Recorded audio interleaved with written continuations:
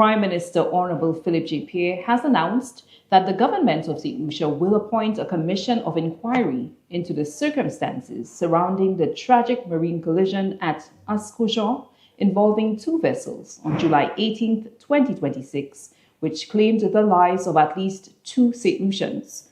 The commission will be formally appointed by the Governor General and will be chaired by a former high-ranking member of the judiciary. It will also include experts in marine operations, marine safety, as well as a police investigator. The commission will be expected to make recommendations to strengthen maritime safety, improve regulatory oversight, and reduce the risk of similar tragedies in the future. Prime Minister Pierre said the tragic loss of life had deeply affected the nation and underscored the Government of Saint Lucia's responsibility to establish the facts surrounding the incident and ensure that every lesson is learned. The Commission's terms of reference will be announced subsequently.